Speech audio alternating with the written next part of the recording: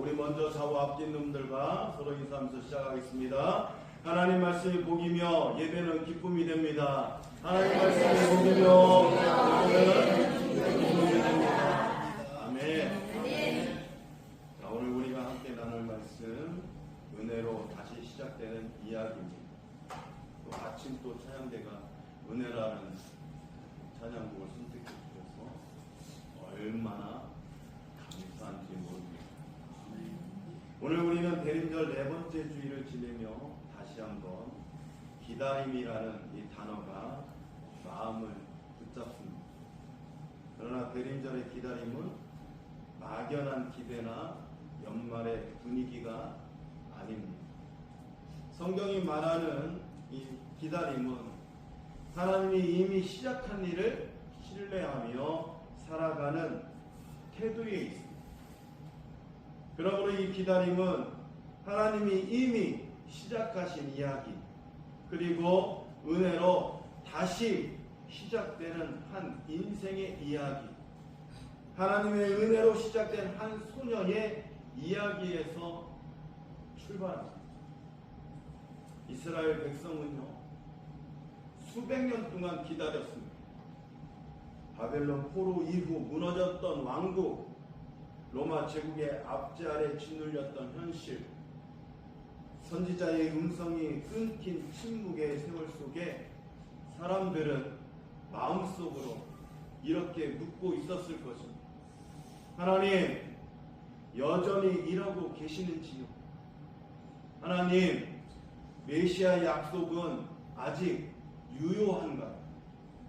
바로 그때 이 질문이 가득한 이 시대에 하나님은 놀라운 방식으로 역사를 다시 시작하십니다. 그 출발점은 예루살렘 성전도 아니고 권력의 중심도 아니며 사람들의 기대가 모아있는 그러한 자리도 아니었습니다.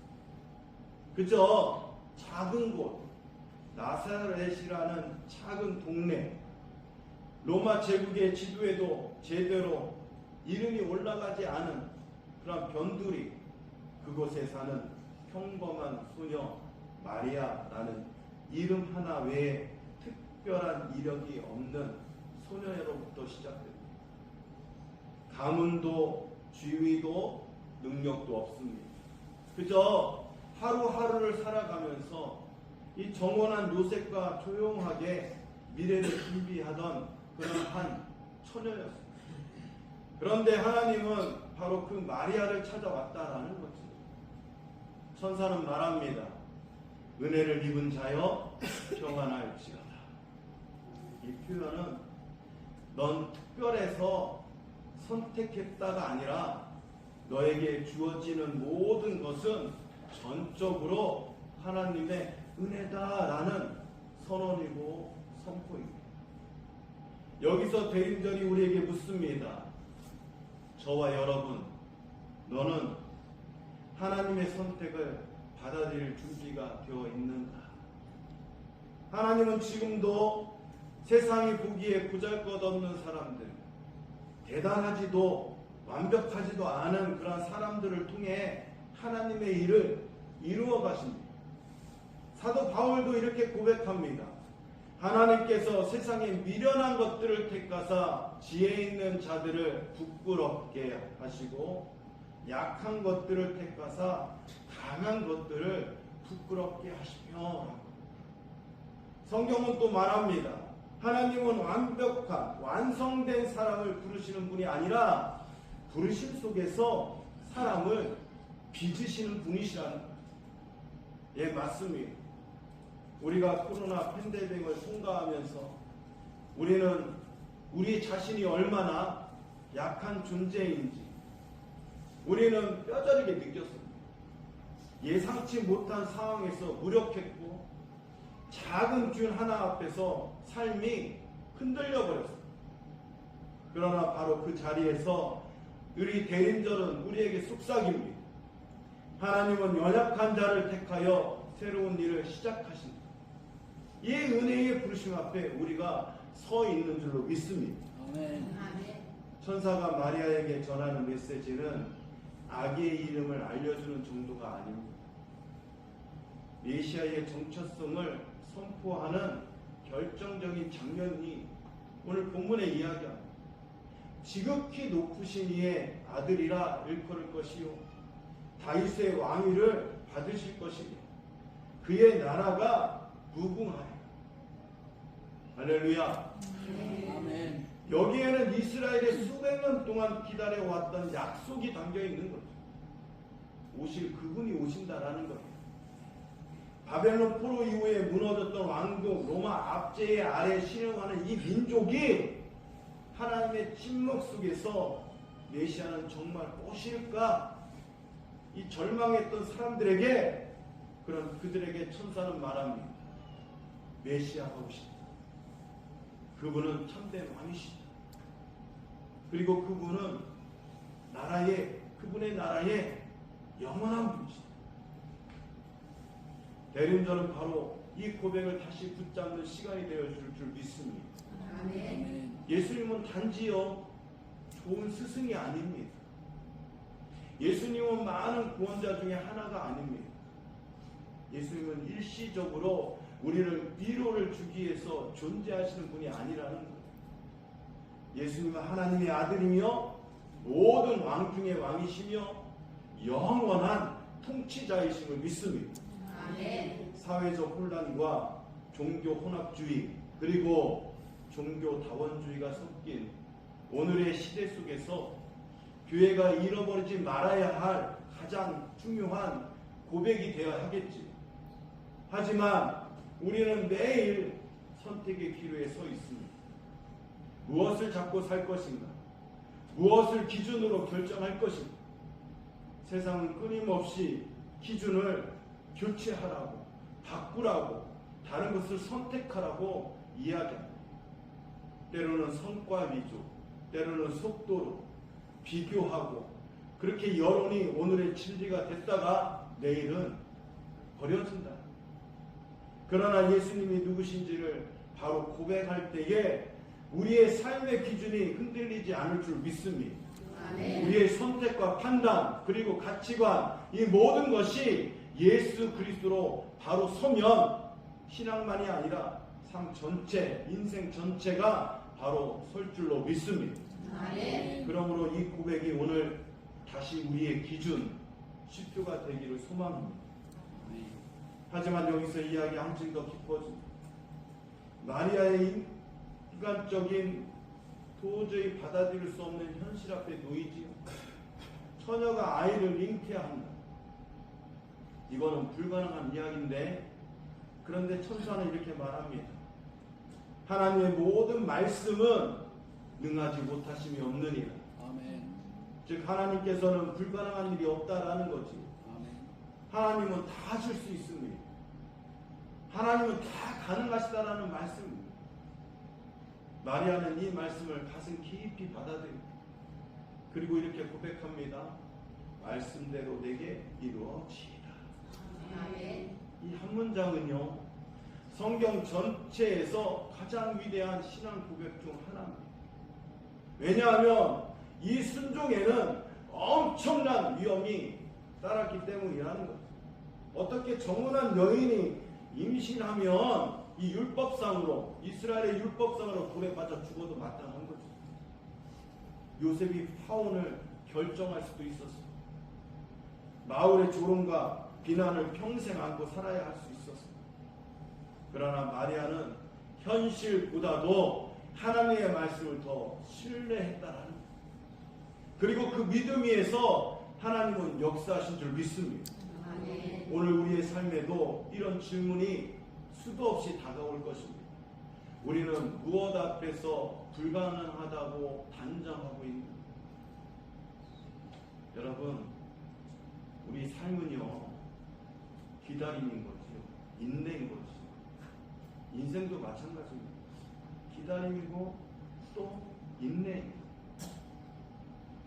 우리의 신앙도 마찬가지입니다. 기다림인 거예요. 인내인 겁니다.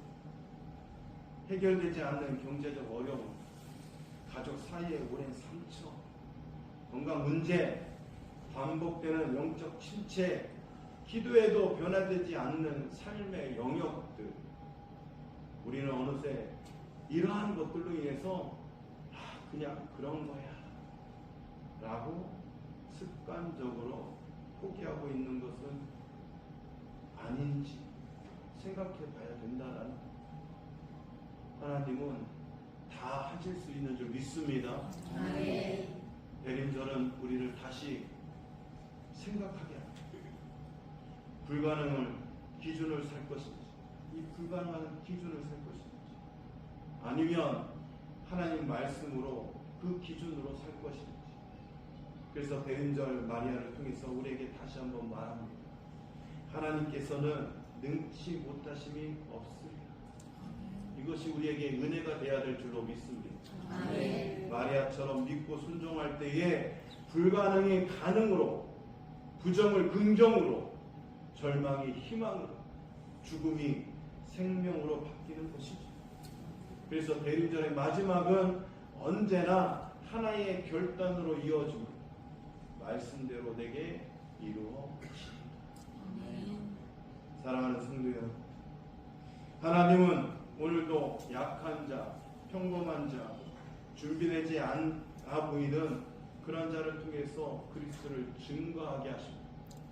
우리의 배경이 부족해도, 능력이 모자라 보여도, 상황이 좋지 않아도 부르시는 분이 하나님이시라면 그 부르신 하나님께서 반드시 책임지실 줄로 믿습니다. 아멘. 이번 대림절 하나님께서 나에게 요구하시는 순종이 무엇인가? 하나님이 내 삶에 주시는 불가능해 보이는 사명은 무엇인가?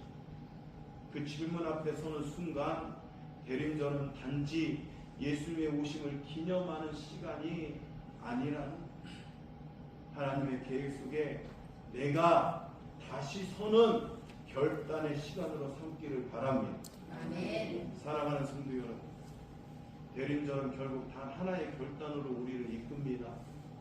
하나님 말씀대로 내게 이루어지이다, 이 고백이 있을 때에 우리는 마리아처럼 하나님의 큰 하나님의 계획 속으로 들어가게 된다라는 사실을 기억하시기 바랍니다. 많은 사람들은 나의 상태가 좋아지면 순종하겠습니다 라고 말할 것입니다. 그러나 성경은 요청합니다. 부르심의 조건은 우리의 상태가 아니라 부르시는 분이 하나님이라는 사실을 신뢰하라고 이야기하고 있다라는 거죠.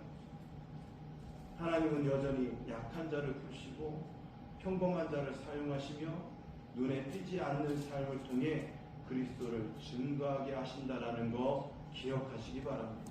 아멘. 오늘 이 자리에 있는 우리 모두가 배경이 부족해 보여도, 능력이 모자라 보여도, 문제와 상처가 많아도 하나님이 사용하시기로 작정하신다면 우리의 삶, 우리의 인생을 하나님의 역사와 영광을 위하여 꼭 사용해 주실 줄로 믿습니다. 아멘. 그래서 대림절은 단지 기다리는 시간이 아니라 하나님께서 우리를 다시 부르시는 시간임을 여러분 꼭 기억하시길 바랍니다.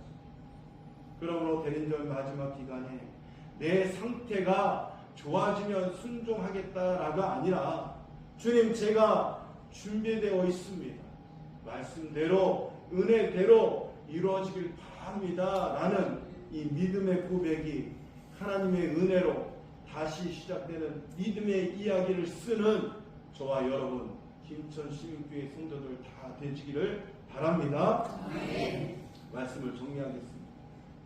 대림절은 내가 준비될 때가 또 기다리는 시간이 아닙니다. 대림절은 하나님이 이미 시작한 일을 신뢰하며 한 걸음 더 내딛는 시간이라는 것. 또한 대림절의 기다림은 하나님이 이미 시작한 일을 신뢰하며 오늘을 사는 결단의 장. 대림절은 우리에게 묻습니다. 나는 지금 어떤 기준으로 기다리고 있는지, 상황이 좋아질 때까지 기다리고 있는지, 그렇지는 않은지, 아니면 하나님이 이미 시작한 일을 신뢰하며 앞을 향하여 나가고 있는지.